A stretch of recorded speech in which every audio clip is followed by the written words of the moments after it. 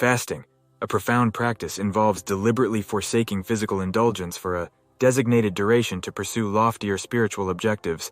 Typically, it entails abstaining from food, yet it extends beyond, encompassing the renouncement of any bodily desires.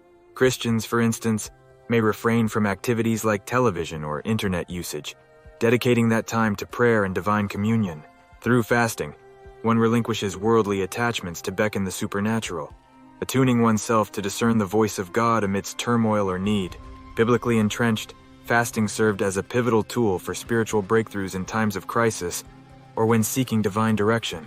In Zechariah, God queries the people's fasting motives, emphasizing that genuine fasting transcends mere bodily sustenance to honor and align with divine will. While bodily cravings clamor for satiation, fasting elevates the soul's hunger for divine connection, acknowledging God's supremacy over temporal desires. The essence of fasting lies in prioritizing spiritual nourishment over physical gratification. Just as Adam's life sprang from God's breath rather than earthly elements, fasting underscores the soul's intrinsic worth beyond corporeal confines. By eschewing bodily cravings, one implores God's sustenance for the soul, acknowledging its eternal significance.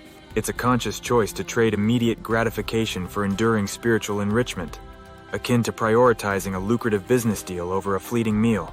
An anecdote illustrates the significance of preparation in achieving spiritual efficacy.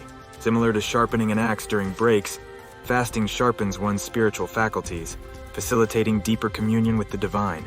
While prayer often receives emphasis, fasting is equally indispensable for spiritual growth. As reiterated in Matthew, fasting isn't an optional devotion, but a requisite for cultivating a God-pleasing life.